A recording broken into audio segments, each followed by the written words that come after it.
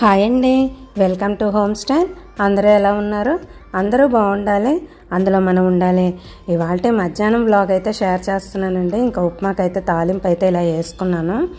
మరి పెద్ద పెద్ద వంటలు అయ్యి కాకుండా చాలా సింపుల్గా చేసుకోవాలి అని అనుకుంటే అప్పటికప్పుడు తయారైపోయేది ఉప్మాయే కదండి.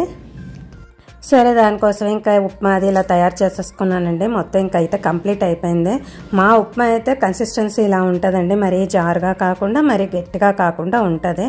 మరీ జారుగా ఎవరైతే చేసుకుంటారో అన్నది డెఫినెట్గా షేర్ చేసుకోండి కమెంట్ సెక్షన్లో. ఇంకా నేనైతే ఇనప దాంట్లో చేశాను కాబట్టి వెంటనే షిఫ్ట్ చేసేసుకుంటున్నానండి ఇలా స్టీల్ దాంట్లోకి.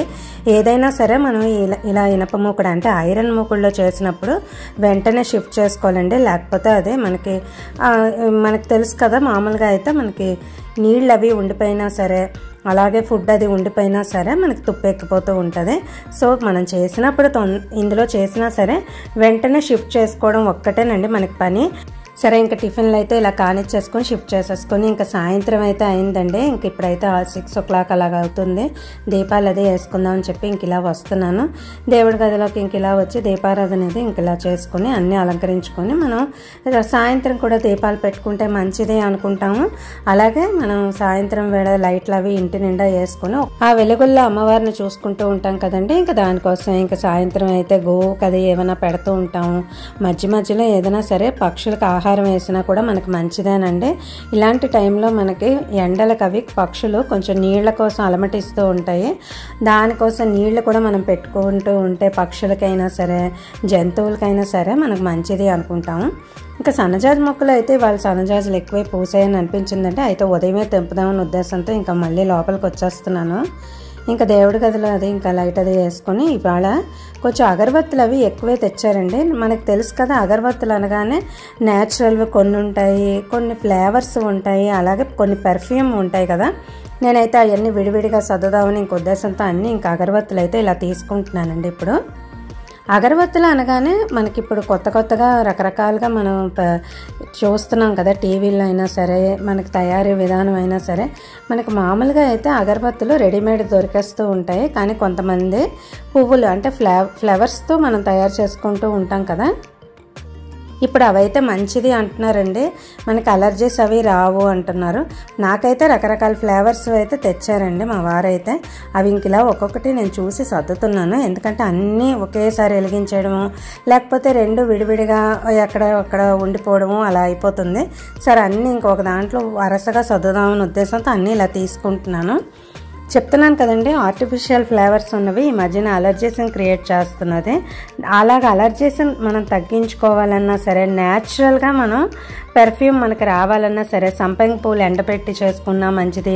లేకపోతే రకరకాల ఇప్పుడు కవ్వు దర్బార్ అని వస్తున్నాయి కదండి, అవన్నీ న్యాచురల్ ఇంగ్రీడియంట్స్తో అంటే కవ్వుకు సంబంధించిన ఆవు నేతితో కానీ ఈ ఫ్లవర్స్తో కానీ తయారు చేస్తున్నారు కదా. దానికోసం ఇంకా నేను అలా ఏదైనా ఒకటి తయారు చేద్దాం, అందులో ఇంగ్రీడియంట్స్ అవి కూడా చూసుకుంటున్నానండి. ఏదైనా మనం ఇంట్లో తయారు చేసుకునేటట్టు ఏదైనా ఉందా అని.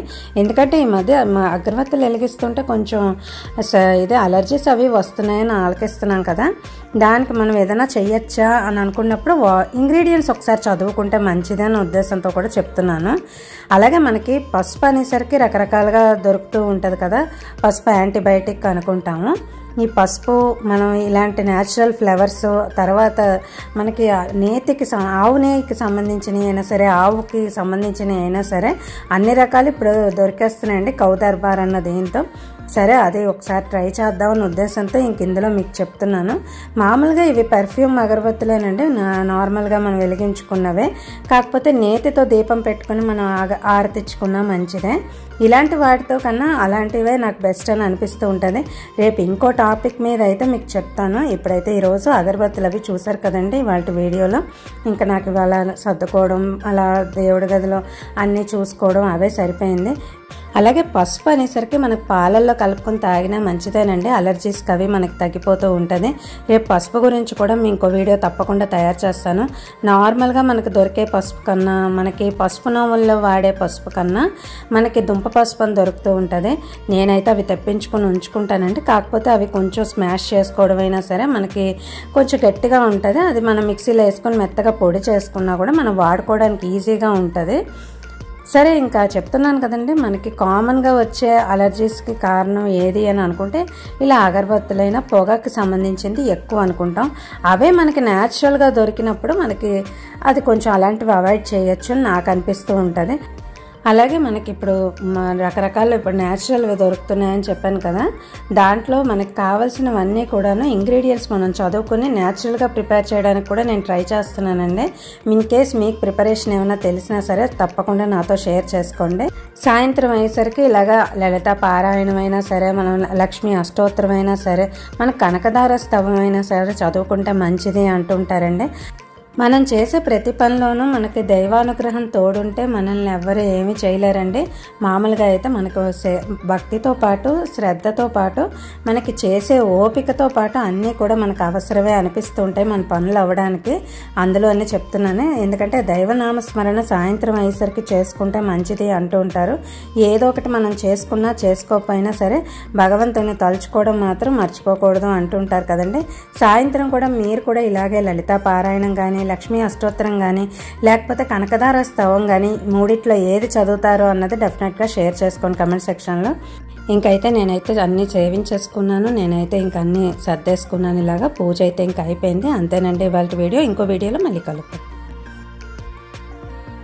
కదా. అంతేనండి. నచ్చితే లైక్ చేయండి, షేర్ చేయండి, కామెంట్ చేయండి, సబ్స్క్రైబ్ చేయడం మర్చిపోకండి. Thank you for watching.